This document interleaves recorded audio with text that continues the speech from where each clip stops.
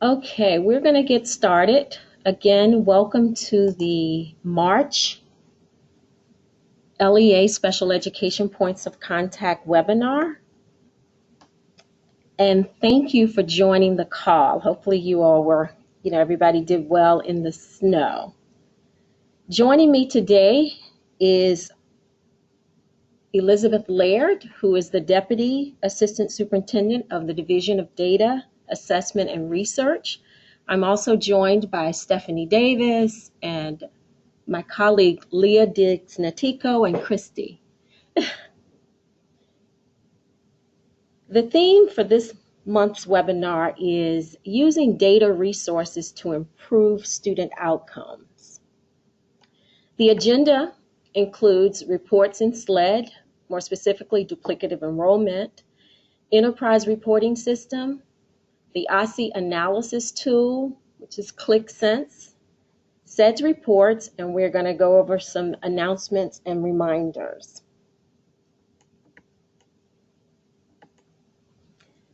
As you know, Sled is a comprehensive repository of student data from early child learning to post-secondary.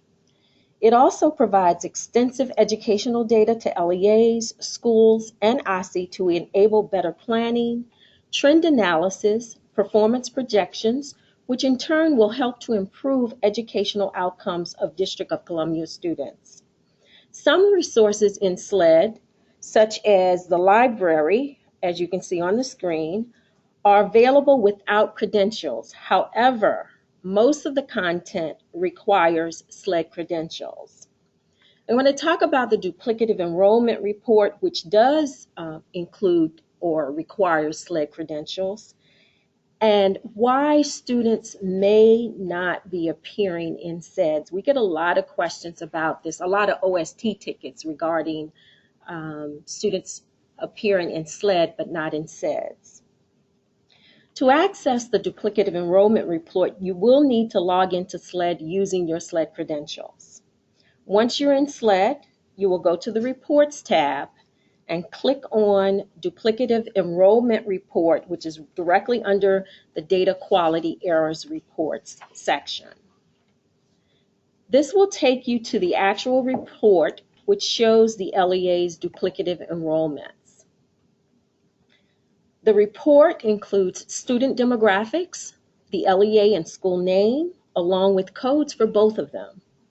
In addition, it provides you with the enrollment stage, for example, stage 4 and stage 5 enrollment, and the entry code along with the description of the code used and the entry date.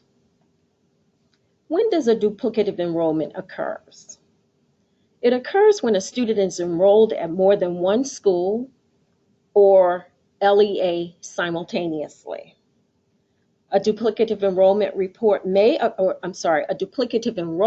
may also occur when a student is enrolled more than once within the same LEA's information system.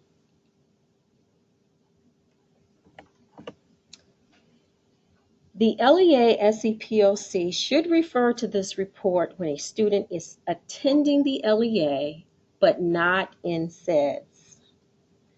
This screenshot shows a student stage 5 enrolled at 2 LEAs.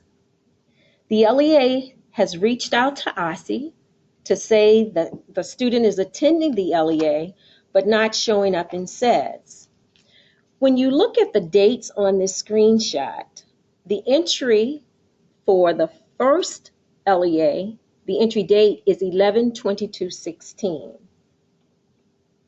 However, the other LEA has an entry date of 1/23/17. Because this LEA has the most current entry date, the student will remain active in SEDS at that LEA. If the student is in fact physically attending the LEA with the entry date of 11/22/16, they will need to reach out to the other LEA to exit the student. Otherwise, the student will remain in SEDS at the LEA with the 1/23/17 entry date. Again, please type your questions in the chat box. We have staff who will be responding to your questions. The next system that we're going to discuss is the Enterprise Reporting System. This system is a module in Sled and can be accessed through Sled or via the direct site. If you choose to access the report in Sled, as with the duplicative enrollment report, you will go to the Reports tab and click on the Enterprise Reporting System under the Data Quality Errors report. Actually, it's under the IEP reports.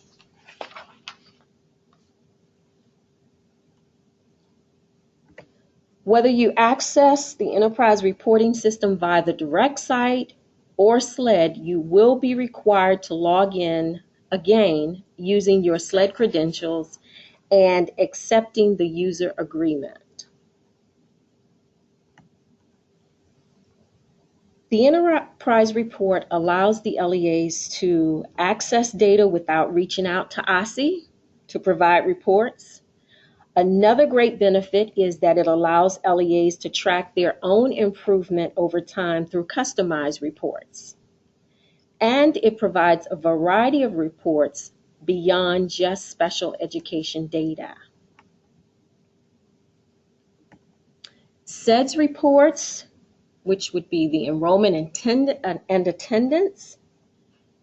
As the LEA SE POC, you can utilize reports in this category to troubleshoot student records issues and plan for service provisions. I'm going to touch on a few of the reports that are available to you.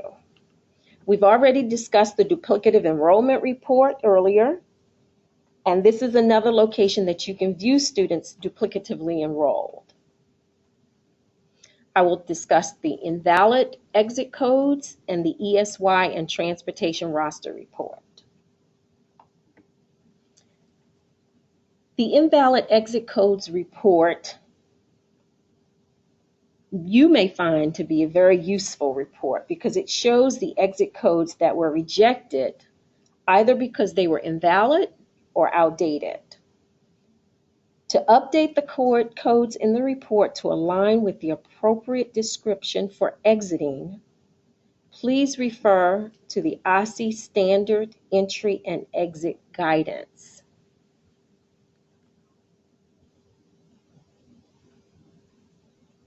We're going to now move to the ESY and Transportation Roster Report.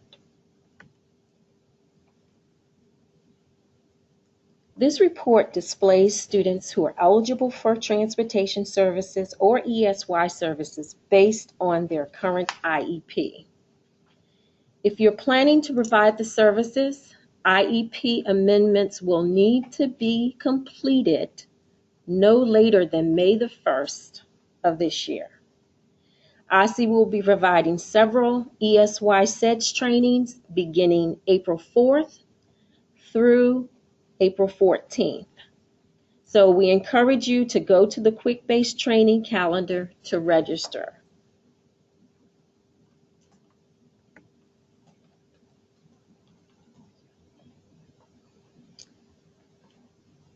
Enterprise reports and performance management. The list on the screen is a full list of reports available to you. We're not going through each of them, but we wanted you to be aware that they exist and are available to you. The Events Not Transferred report provides the LEA SE POC with a list of students who are now enrolled in the new LEA, but whose records in SEDS for special education events have not yet fully transferred. When we say events, we are referring to things like eligibility determination, consent, referral, and the IEP.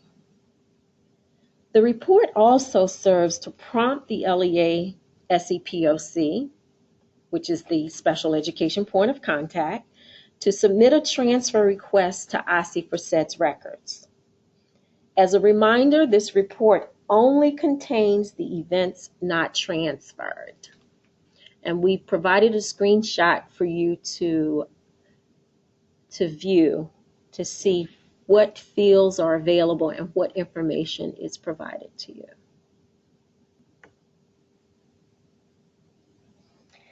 Now we're going to discuss the LEA Performance and Planning Report.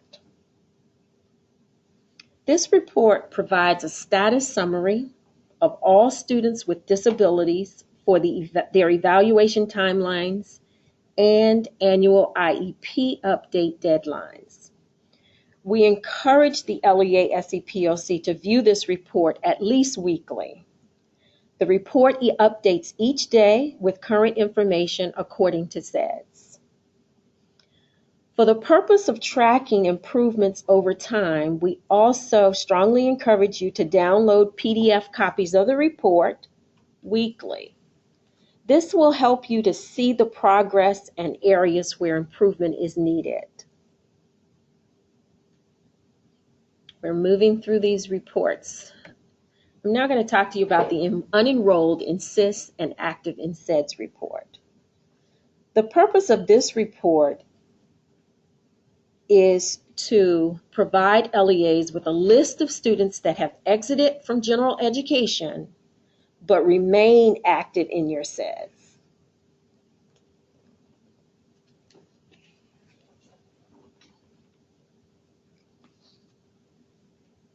LEAs are encouraged to review this report on a regular basis throughout the school year.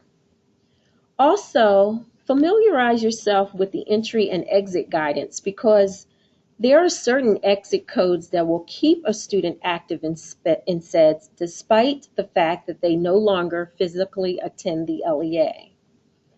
Generally, exit codes that keep the student active in SEDS indicate that under IDEA, the LEA is responsible for making special education services available unless the student is no longer eligible for services in DC, such as aged out, moved out of state, etc. Or the LEA has made efforts to contact a parent in accordance with standards set forth in OSSE's initial evaluation and re-evaluation policy, and the prior written notice has been issued. For a detailed description of the codes, again, we ask that you refer to the entry and exit guidance.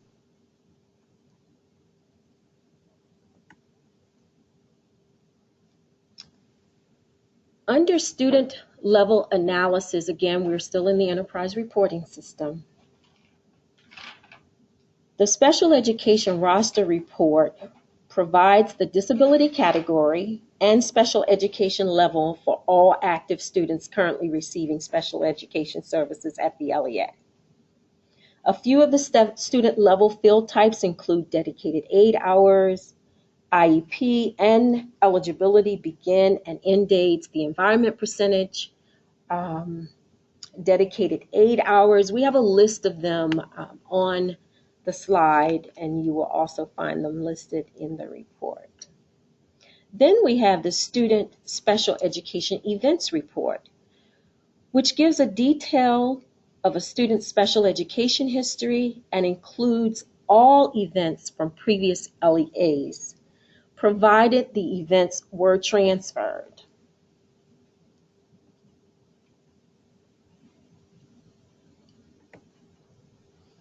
Now we're going to get into the Clicksense, the OSSE analysis report, where we will cover related services management report, which is new in Sled, in Click, the Unified Data Errors report, and early access to students with disabilities data.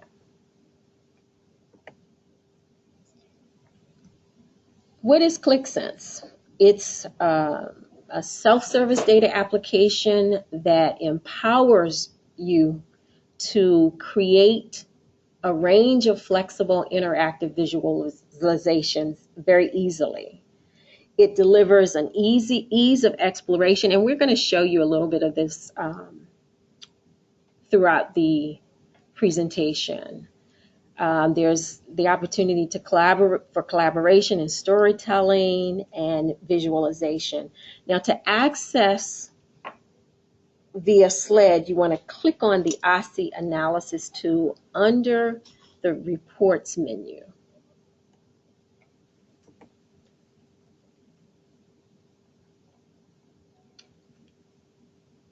Here again, you will need an active Sled account. If you do not have an active Sled account, please send an email to sled.info@dc.gov. This system requires that you accept the privacy notice before proceeding to the application. Currently, there are 11 applications in Click, and the availability of these applications are determined based on the user's Sled credentials. The focus today will be on the new and improved Related Services Management Report and the Unified Data Errors Report. And we want to make sure that you are aware the RSMR report in SEDS will no longer be available to SEDS users starting May the 1st. So we encourage you, LEA SE POCs, to make all SEDS users aware of this change and encourage users to work directly with the LEA, to work with you as the LEA SE POC to access relevant related services data and reports from the new RSMR in Click.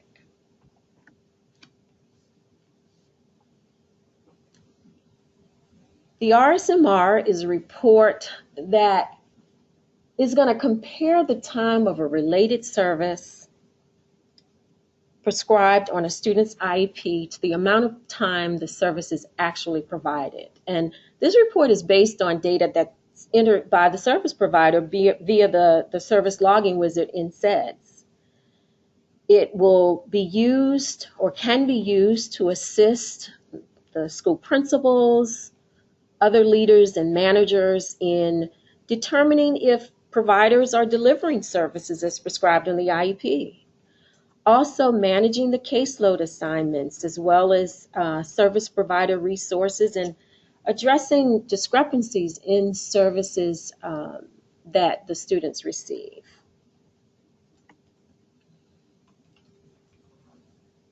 The report is pulling data from SEDS, which includes the amount and type of services prescribed on the IEP, the amount of services provided over a period of time, the student's names and demo information, as well as the providers assigned on the IEP or who delivered the services if that person is different than the assigned provider. And the other big thing is that the amount of missed services and the reasons for missed services will be provided. The report also includes calculations that's generated from raw data, the percent of the services prescribed that were completed, and the productivity percentage for providers. To access the RSMR application, you want to click on the SY16-17 Related Services box, which is highlighted in red. And the streams that we have, the LEA stream contains applications that are applicable to the LEA and may contain student level data.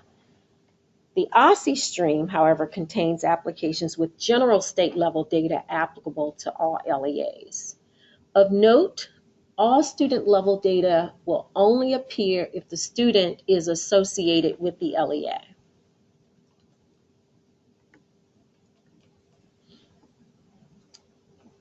There are 7 sheets in the application. Each sheet allows the user to review data, create interactive data visualizations, generate reports and dashboards from multiple data sources and in unique ways. We really believe that you're going to enjoy this application. We do have several LEAs that have started using it, and they're finding it very helpful and quite user-friendly.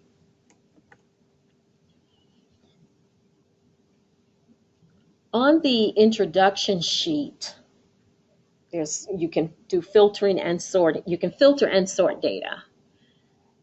Also, you can select from more than 20 data elements to filter.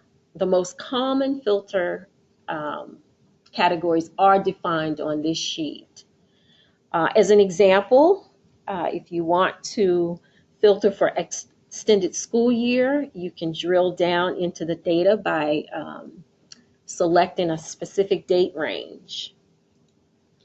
You can also filter for the assigned providers, the prescribed services, the delivered service types, and drill down even further under delivered service type to include consultation services, school closures, students' absenteeism. So there is a great bit of information that you can obtain from these reports and filtering and sorting data.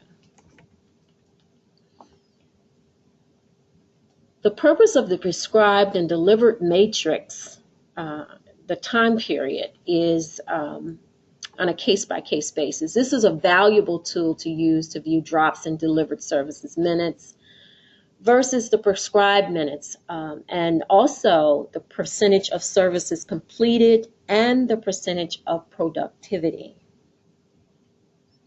And you can also go, right from this screen, you can go to detailed services and go to the prescribed details sheet. Now, the prescribed and delivered metrics per provider, totals by types of services, the percentage of the time spent for each service, and the minutes for each service delivered and logged providers, just to name a few. We encourage you, again, to go in and play around with this system. Hopefully you all have access to Click. If not, you want to send an email to osi.dartraining@dc.gov. Now, we talked about you being able to access the prescribed detail sheet from the main page. This sheet, again, lists all the prescribed services, the student demographics, and the IEP details. There's a lot of information that you can get on this sheet. The detailed services sheet, again, provides the demographic information as well as delivered services. Now, to export or to see the full screen, you can click on the icon, which is highlighted with the 2 arrows in the circle, and that'll give you a full picture of the data. You can also take a snapshot of the data as well as export the data to generate reports. Below is a graph that shows the delivered and prescribed minutes on the prescribed and delivered metrics sheet.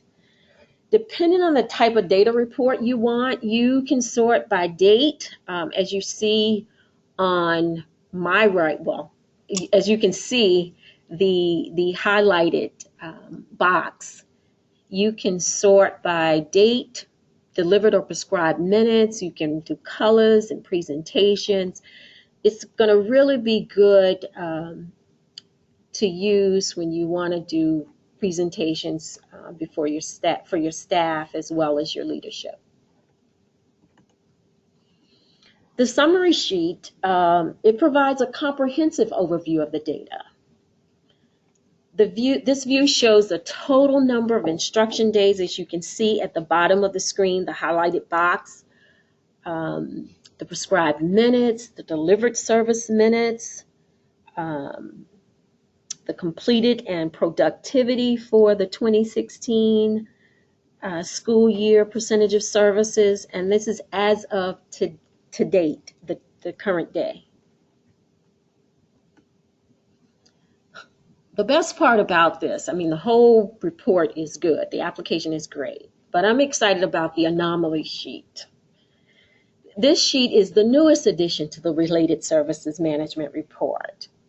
And the purpose of this sheet is to provide you with data from the IEP that shows extended school year services delivered in a non-school year period.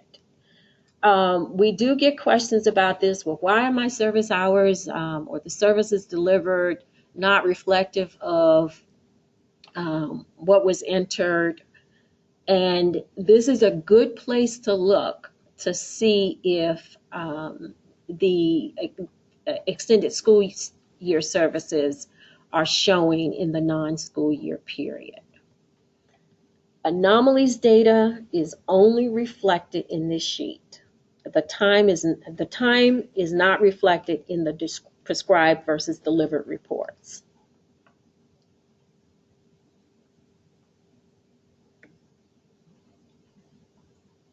As shared,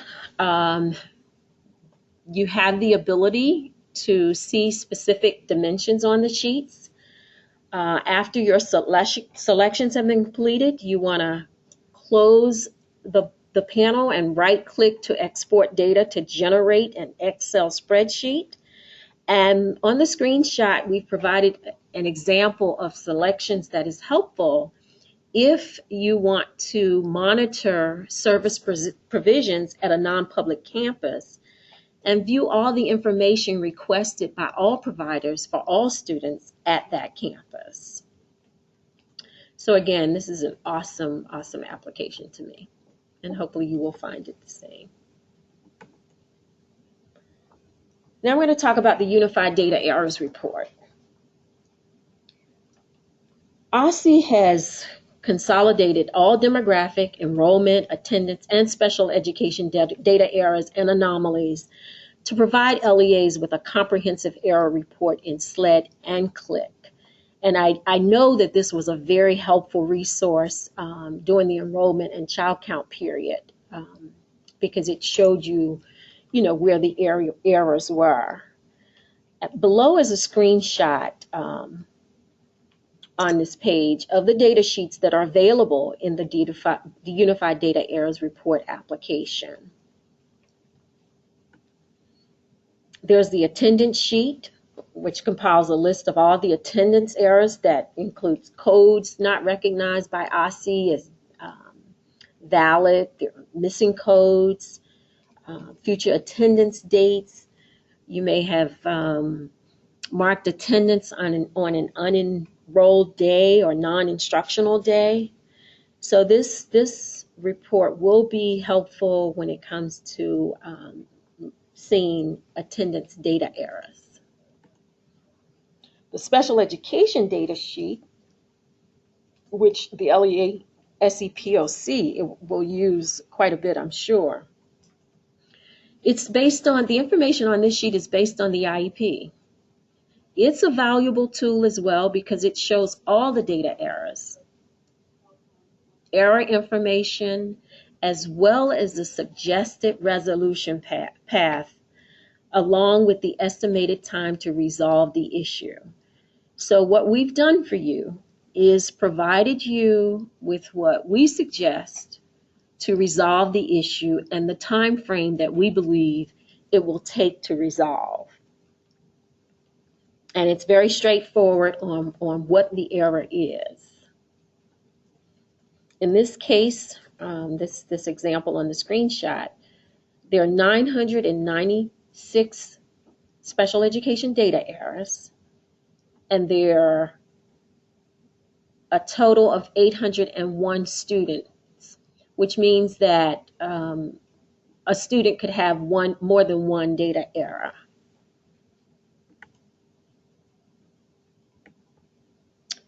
Now we're going to talk about early access to students with disabilities.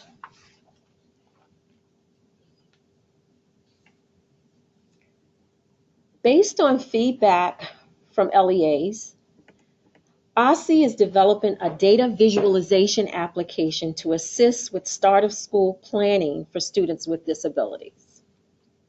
As you know, planning for students with disabilities begins long before they enter the school building.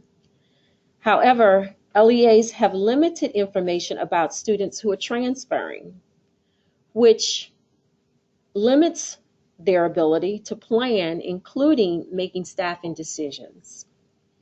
The primary cause of this lack of information is a result of LEAs not being able to view pre-enrolled students in SEDS. Currently, LEAs do not receive information on pre-enrolled students until the previous LEA exit the student. And the LEA sends data from their SIS for the new school year. We got great news. Moving forward, ISE will provide LEAs with timely and appropriate information on pre-enrolled students using 2 data sources. LEAs that participate in My School DC will receive information on pre-enrolled students as early as May for the new school year. All LEAs will receive information on pre-enrolled students when they send their student information system for the new school year as early as July. ISE will display data elements for pre-enrolled students in the data visualization application as highlighted on this screenshot.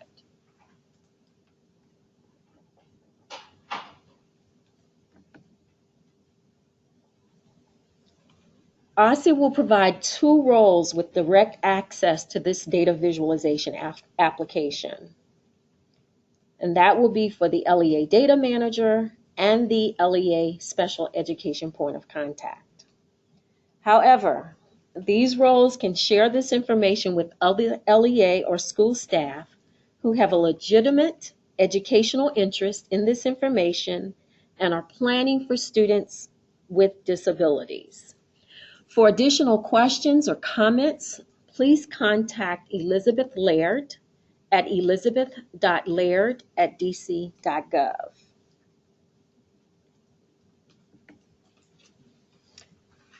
There are reports available in SEDS, one being the new Secondary Transition Planning Report. We believe this is going to be an awesome resource for you in secondary transition planning. The new report contains a separate roster for each age category and contains information helpful for IEP teams to prepare in advance. The other bonus is that it gives you the status of the student's secondary transition plan. For example, the report lets you know the IEP end date and if the student's plan is overdue, to name a few of the useful data elements. To access the report in SEDS, you want to go to School System and select the Reports tab. Once you're in, and then you want to go to the Advanced Reporting System. Once you're in, you're going to select the Documents tab. You're going to go down to Folders, and then you will see DCOSSE Reports Library, and you can click on the Secondary Transition Planning Report. If by chance the Advanced Reporting System is only showing unrecognizable, garbled Java text, you should hit the browser refresh button, which should correct that information and make it visible for you.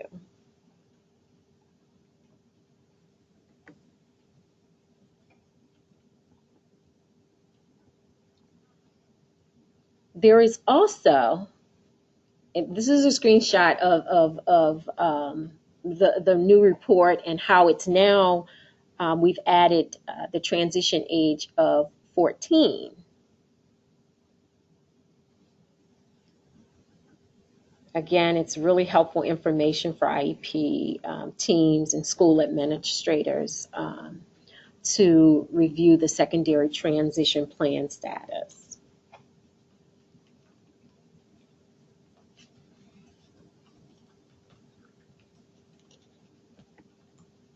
There is also the report dictionary that we've added, and This tab defines each column in the report, and it also explains for you how the responses are generated.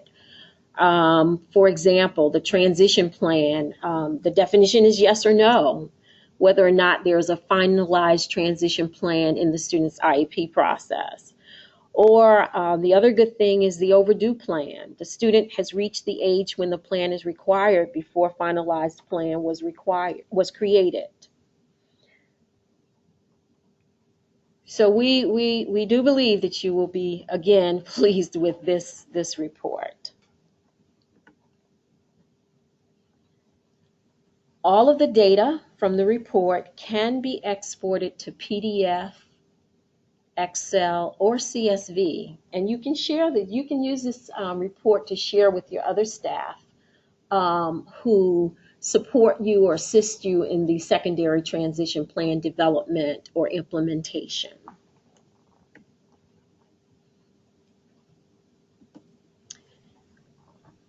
Also, please be reminded the age 14 requirement is effective. It goes into effect July 1st of this year. So you will need to start developing transition plans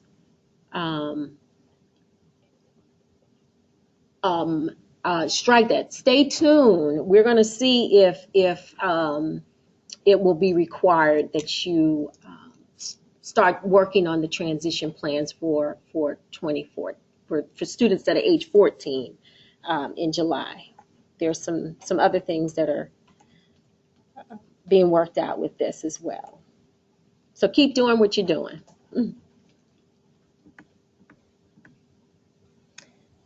Now we're down to our announcements and reminders. I think we're doing pretty good with time, and you will have an opportunity. I know that you've been putting questions in the chat box, and our team have been responding.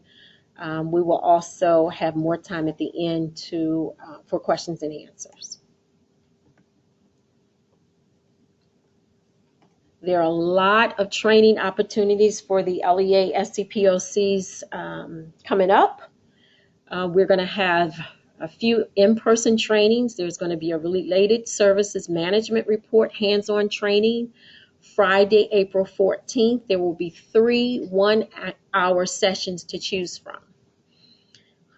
Please go to the OSSI Data System Training Registration page, which is on the slide, and you all have a copy of the slides because they were uploaded to the webinar. Also, the SEDS Train the Trainer, it's coming up on April the 6th at OSSI. If you haven't registered for the trainings, please do so. We will have a related service provider training, SEDS Train the Trainer, on the 21st of April, as well as a makeup session on Friday, May the 5th. Both at OSSI in the computer lab. We will also be offering a Unified Data Eras application webinar on April 25th, or you can sign up to take it on April 28th.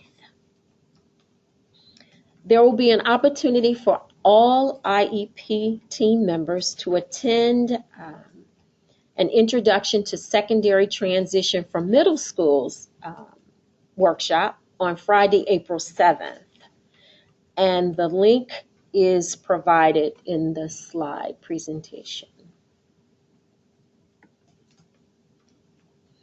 There's several LEA SE POC resources. We encourage you to access them.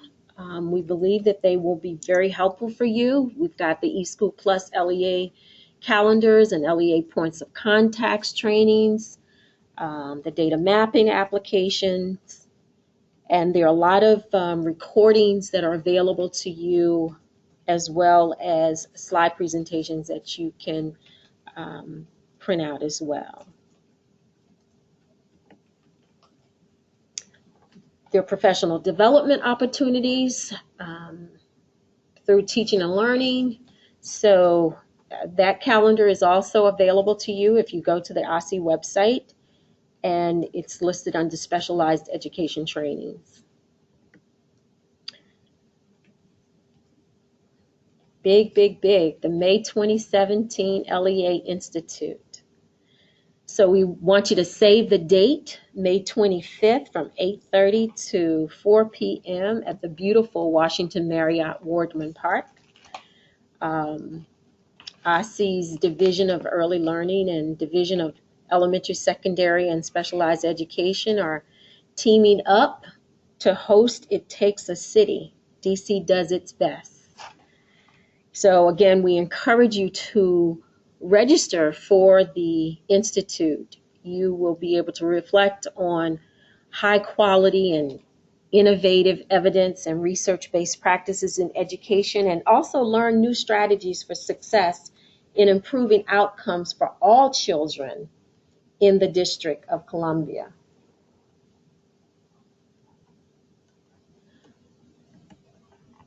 We also are going to be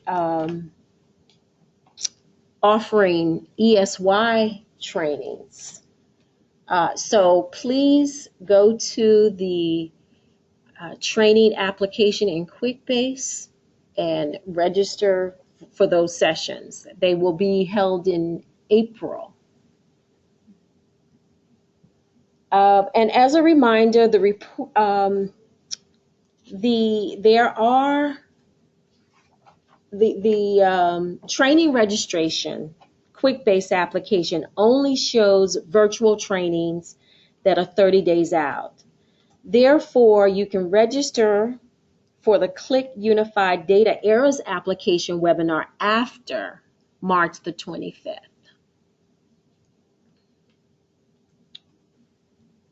So please submit your question and answers, and we also may come back to you with some additional information, since we do have about 10 minutes. Thank you.